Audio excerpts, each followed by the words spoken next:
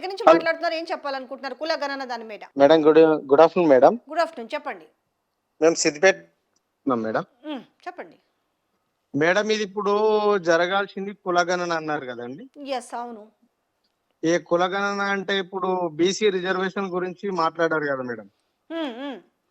Only BC గురించి అన్నప్పుడు, reservation అన్నప్పుడు బీసీ గురించే మాట్లాడాలి. ఇవన్నీ వ్యక్తిగత సమాచారం ఇవ్వాల్సిన అవసరం లేదు కదా. ఇప్పుడు లెక్క ప్రకారం అయితే బీసీలు ఎంతమంది ఉన్నారు ఒకటి, ఎస్సీలు ఎస్టీలు ఎంతమంది ఉన్నారు అదొకటి. అవును. వీళ్ళు ఇన్ని రోజుల దాకా వీళ్ళు ఏం చేస్తారంటే ఈ నెల రోజుల దాకా ఈ వ్యక్తిగత సమాచారాన్ని తీసుకొని ఇప్పుడు డిసెంబర్ జనవరిలో ఎలక్షన్ జరుగుతాయి కదా మేడం. దాని గురించి వీళ్ళు చేసే ప్రయత్నం ఇది. ఎందుకనంటే ఇప్పుడు మీరు ఓకే, మీకు క్లారిటీ వచ్చింది, ఇంత పెద్ద చాంతాడంత లిస్ట్ ఉంది, అందులో అభ్యంతరకరము వ్యక్తిగత సమాచారానికి సంబంధించి దీంట్లో ఉంది కదా. ఇక్కడ మీకు ఇక్కడ చూడండి, కుటుంబ యజమాని మరియు సభ్యుల వ్యక్తిగత వివరాలకు సంబంధించి టోటల్గా మొత్తం సమాచారం అంతా ఈరోజు పబ్లిక్ అవ్వబోతుంది కదా. ఈ నేపథ్యంలో మీ ఇంటికి ఈ ఎమినరేటర్స్ అంటారు కదా, సమాచారం సేకరించే వాళ్ళు వస్తే మీరేం చెప్పదలుచుకుంటున్నారు? మీరు ఏ వివరాలు చెప్పాలనుకుంటున్నారు? ఏ వివరాలను మీరు గోప్యంగా ఉంచాలనుకుంటున్నారు? మేడం మేము ఏంటంటే చేనేతలం మేడం, మేము చేనేత కార్మికులము. ఓకే. మేము ప్రజెంట్లీ మాకు పనులు లేవు. ఇప్పుడు వ్యక్తిగతంగా చెప్పంటే పర్సనల్ లోన్లు తీసుకుంటా, ఏవో అప్పులు కొన్ని మామూలుగా తీసుకుంటారు కదా మేడం. ఖచ్చితంగా తీసుకుంటారు, ఫైనాన్స్ నుంచి తీసుకుంటారు, పర్సనల్ లోన్ తీసుకుంటారు. ఇవన్నీ చెప్పాలంటే చెప్పలేం కదా. దాని గురించి వాళ్ళు కొంచెం ఇప్పుడు ఇన్ఫర్మేషన్ తీసుకుంటారు, ఎక్కడికి దేని గురించి ఏంది అన్నది తీసుకొని వాళ్ళు కొంచెం మనకు ఏమన్నా వచ్చే పథకాలకు కొన్ని బ్రేకులు వేస్తారు కావాల్సి ఉంటే, నాకు తెలిసి. ఇప్పుడు కులగణన అన్నప్పుడు కులగణన లెక్క చెయ్యాలి. ఏందనంటే బీసీ రిజర్వేషన్ 55% అని చెప్పి వీళ్ళు అన్నారు.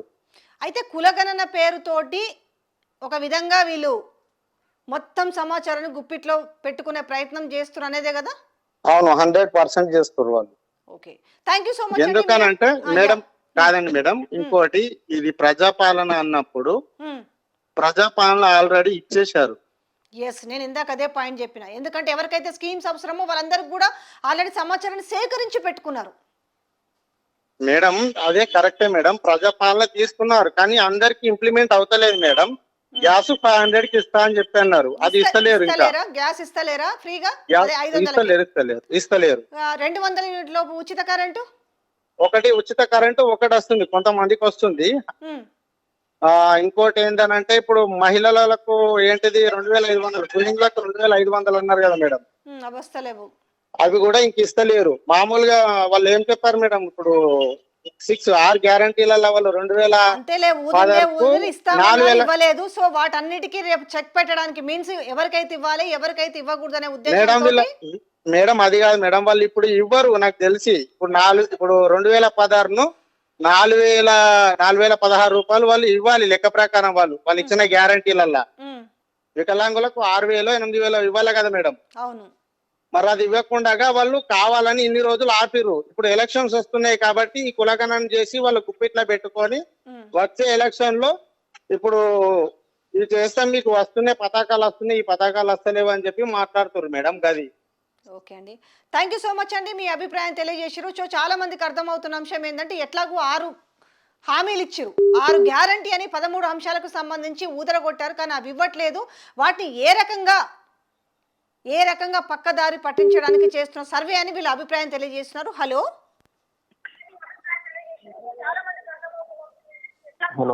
హలో ఎక్కడి నుంచి మాట్లాడుతున్నారు? మీరు ఈ కులగణన గురించి ఏం చెప్పాలనుకుంటున్నారు?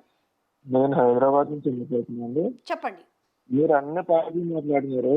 ఇప్పుడు ఓన్లీ హిందూ కమ్యూనిటీలోనే కాస్ట్ ఉంది కదా, ఇప్పుడు వేరే కమ్యూనిటీలో కూడా కాస్ట్ ఉంది కదా, అది ఎందుకు మెన్షన్ చేయలేదంటారు? క్లారిటీ వస్తలేదండి, కొంచెం చూడండి.